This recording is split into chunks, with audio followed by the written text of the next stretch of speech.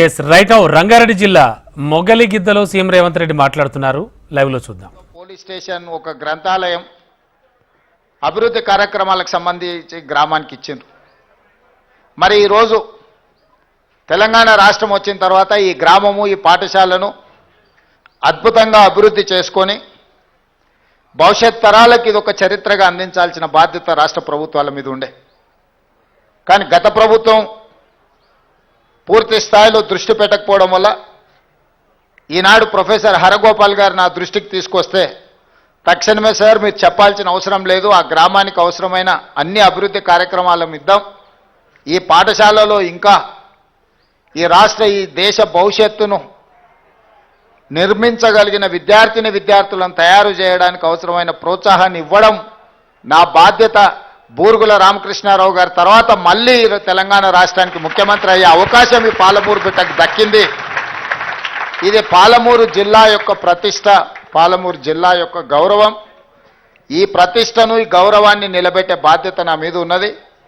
తప్పకుండా ఇక్కడికి సంబంధించి ఈ పాఠశాలకు సంబంధించిన అభివృద్ధికి ఎన్ని నిధులు కావాలనో మనం ఇద్దామని తక్షణమే కలెక్టర్ గారికి నేను ఆదేశాలు ఇచ్చి మీరు వెళ్ళి అక్కడ పరిశీలించండి అని చెప్తే పాఠశాల కోసం ఒక 10 కోట్లు, లైబ్రరీ కోసం, గ్రామ పంచాయతీ బిల్డింగ్ కోసం, వీటన్నిటికీ నిధుల ప్రతిపాదన, అదేవిధంగా ఈ గ్రామంలో సీసీ రోడ్ల కోసం ఉపాధి హామీ పథకం నుంచి ఇవన్నీ ఒక 16 కోట్ల రూపాయలు ఈ గ్రామం యొక్క అభివృద్ధి కోసం ఈరోజు నిధులను మంజూరు చేయడం జరిగింది. అదేవిధంగా మా శాసనసభ్యుడు ఒక మైనారిటీ కమ్యూనిటీ హాల్ కూడా కావాలి గ్రామంలో ఉన్నారు అని చెప్పిండ్రు. తప్పకుండా ప్రభుత్వం దానిని కూడా పరిగణలోకి తీసుకుంటుంది. ఇదే కాకుండా ఈరోజు విద్యతో పాటు సాంకేతిక నైపుణ్యాన్ని అభివృద్ధి చేయాల్సిన అవసరం ఉంది. ఉద్యోగ ఉపాధి అవకాశాలు పెంచుకోవాలంటే విద్యతో పాటు సాంకేతిక నైపుణ్యాన్ని విద్యార్థులు పెంపొందించుకున్నప్పుడే ఈ పోటీ ప్రపంచంలో తట్టుకోగలరు, నిలబడగలరు. అందుకే ఈరోజు ఈ గ్రామానికి అడ్వాన్స్డ్ టెక్నాలజీ సెంటర్ని కూడా మంజూరు చేస్తున్నారు. భవిష్యత్తులో మీరు చదువుకున్న వాళ్లకు 10th ఇంటర్ చదువుకున్న వాళ్ళు సాంకేతిక నైపుణ్యాన్ని ఇస్తే రేపు రాబోయే ఈ పోటీ ప్రపంచాన్ని తట్టుకొని నిలబడి రాణించగలరని చెప్పి ఈరోజు మొగిలిగిద్ద గ్రామానికి అడ్వాన్స్ టెక్నాలజీ సెంటర్ను కూడా మనము మంజూరు చేసుకోవడం జరిగింది. ఈరోజు ఇక్కడున్న పాఠశాల ఉపాధ్యాయులతో పాటు విద్యార్థులకు కొన్ని వాస్తవాలను నేను ప్రొఫెసర్ హరగోపాల్ గారి సమక్షంలో నేను వివరించదలుచుకున్నా. చాలా సంవత్సరాలు టీచర్ల నియామకాలు జరగలేదు. కానీ మనం వచ్చిన ఎంబడే డిఎస్సి సెలక్షన్స్ తక్షణమే నోటిఫికేషన్ ఇచ్చి 11,000 మంది టీచర్ల నియామకాలను వచ్చిన మొదటి 6 నెలల్లోనే నియమించడం జరిగింది. ఎందుకంటే తండాలలో, గూడాలలో, మారుమూల పల్లెల్లో ప్రభుత్వ పాఠశాలలు మూసివేస్తే అక్కడుండే పేదలకు విద్య దూరం అయితే తీరని అన్యాయం జరుగుతుంది. ఆ పేదలు విద్యకు దూరం అవుతే రైట్ టు ఎడ్యుకేషన్ యాక్ట్ను మనము వాళ్ళ విద్య యొక్క హక్కు చట్టాన్ని మనమే కాల రాసినట్టు అవుతుంది. ఆ తండాలలో, గూడాలలో, మారుమూల పల్లెల్లో మూతపడ్డ పాఠశాలలు తెరవాలి అని ఎంబడే నోటిఫికేషన్ ఇచ్చి 11,000 మంది టీచర్ల నియామకాలను, నాకు తెలిసి ఇక్కడనే వెంకటనరసింహారెడ్డి గారు అధికారి ఉన్నారు, 40 ఎన్ని రోజుల్లో మనం అది 55 రోజుల్లోనే గతంలో నోటిఫికేషన్లు ఇస్తే సంవత్సరాల కొద్ది కాలయాపన జరిగేది.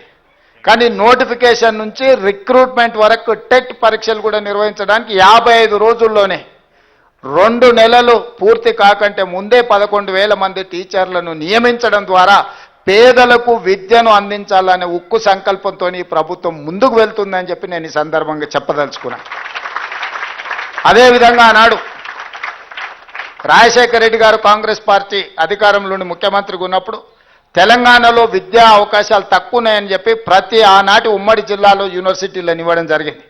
ఈరోజు పాలమూరులో ఉన్న పాలమూరు యూనివర్సిటీ కావచ్చు, నల్గొండలో కావచ్చు, నిజామాబాద్లో కావచ్చు, కరీంనగర్లో ఈ యూనివర్సిటీలు అన్నిటిని కూడా ఆనాడు పేదలకు విద్యను అందుబాటులోకి తీసుకురావాలి, పీజీలు, పిహెచ్డీలు పేదలు చదువుకోవాలి, తద్వారా సమాజం అభివృద్ధి పదం వైపు నడవాలని ఆడ యూనివర్సిటీలను ఇస్తే గత 10 సంవత్సరాలు యూనివర్సిటీల వైస్ ఛాన్సలర్ల నియామకం కానీ, అధ్యాపకులను కానీ ఈరోజు నియామకాలు చేపట్టకపోవడం వల్ల అవన్నీ కూడా ఒక పునరావాస కేంద్రాలుగా మారినాయని గుర్తించి వచ్చిన ఎంబడే అందరినీ ప్రతిభావంతులైన వైస్ ఛాన్సలర్లను నియమించడము.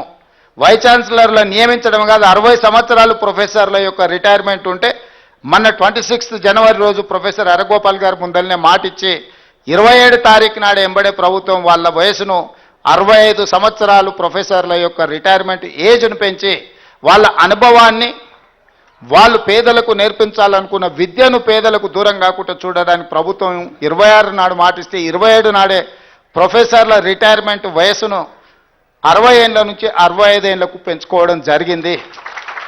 ఎందుకంటే యూనివర్సిటీలలో ప్రొఫెసర్ల కొరత ఉండడం వల్ల పిల్లలకు చదువులే కాదు రీసెర్చ్ కూడా ఇబ్బంది అవుతుంది. ఇట్లాంటి వాటిని అన్నిటిని కూడా దృష్టిలో పెట్టుకొని పేదలు చదువుకోవాలి, బాగా రాణించాలన్న ఆలోచనతోని ప్రొఫెసర్ల యొక్క వయసును కూడా రిటైర్మెంట్ వయసును కూడా ప్రభుత్వం 65 సంవత్సరాలకు పెంచడం జరిగింది. వాళ్ళ అనుభవాన్ని ఈ విద్యార్థుల కోసం వాడాలని. అదేవిధంగా బడ్జెట్లో దాదాపుగా 21,000 కోట్ల రూపాయలను మన బడ్జెట్లో విద్యాశాఖ కోసమే కేటాయించడం జరిగింది. బడ్జెట్లో 7% విద్యాశాఖ కేటాయించినము. విద్య యొక్క అభివృద్ధిని పాఠశాలలను ఆధునీకరించాలన్న ఆలోచనతోని 21,000 కోట్ల రూపాయలను 7% బడ్జెట్ పెట్టినాం. నేను ఈ 7%ని 15%కి తీసుకెళ్ళాలి అని ప్రతి బడ్జెట్లో పెంచుకుంటూ వెళ్ళాలి. విద్య మీద పెట్టే పెట్టుబడి ఖర్చు కాదు, ఇది భవిష్యత్తు పెట్టుబడి. దేశ భవిష్యత్తు తరగతి గదుల్లోనే ఉంది అని ఏదైతే పెద్దలు చెప్పినరో నేను బలంగా విశ్వసిస్తున్నాను, నమ్ముతున్నాను. మేమందరం కూడా ఈ ప్రభుత్వ పాఠశాలల్లో చదువుకొని ఇక్కడి వరకు రాణించగలిగినాము. ఈరోజు రాష్ట్రాన్ని దేశాన్ని పాలించిన పివి నరసింహారావు గారు లాంటి వాళ్ళు, జైపాల్ రెడ్డి గారు లాంటి వాళ్ళు, మర్రి చెన్నారెడ్డి గారు లాంటి వాళ్ళు, హరగోపాల్ గారు లాంటి వాళ్ళు, కోదండరామ్ గారు లాంటి వాళ్ళు అందరూ కూడా ప్రభుత్వ పాఠశాలల్లో చదువుకొని ఈరోజు సమాజానికి ఆదర్శంగా నిలబడ్డారు. అలాంటి ప్రభుత్వ పాఠశాలలను, కళాశాలలను, యూనివర్సిటీలను నిర్వీర్యం చేస్తే ఇది సమాజానికి మనం చేసిన ద్రోహం అవుతుంది.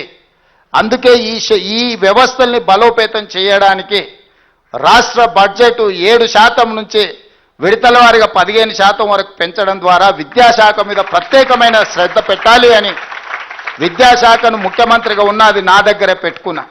ఇంకొక మంత్రికి ఇస్తే వాళ్ళు ఎలా వ్యవహరిస్తారో, ప్రాధాన్యత ఏ విధంగా ఉంటుందో, వాటి ప్రాధాన్యతలు మారుతుండొచ్చని ఆ శాఖను నా దగ్గర పెట్టుకొని ఈరోజు ఆ శాఖను పూర్తిగా సమీక్షించుకుంటూ ముందుకు వెళ్తున్నాం. ఇదే కాదు, దాదాపుగా 20 ఏళ్ళు టీచర్ల ప్రమోషన్ లేకుండా ఇక్కడ చాలామంది టీచర్లు ఉండొచ్చు, ఫిజికల్ డైరెక్టర్లు కానీ టీచర్లు కానీ 20 సంవత్సరాలు ప్రమోషన్స్ లేకుండే దాదాపుగా 21,000 మంది టీచర్లకు ప్రమోషన్లు ఇవ్వడమే కాకుండా 35,000 మంది టీచర్లను 10 సంవత్సరాలు బదిలీలు లేక ఇబ్బంది పడుతుంటే వచ్చిన ఎంబడే వాటి మీద ప్రత్యేకమైన దృష్టి పెట్టి అధికారులు రాత్రింబగళ్ళు పనిచేసి 21,000 మంది టీచర్లకు ప్రమోషన్లు ఇచ్చి 35,000 మంది టీచర్లను చిన్న వివాదం లేకుండా, ఎక్కడ కూడా ఎలాంటి ఆరోపణ లేకుండా 35,000 మంది టీచర్ల బదిలీల కార్యక్రమాన్ని కూడా ప్రభుత్వం ఒక పకడ్బందీగా నిర్వహించడం జరిగింది.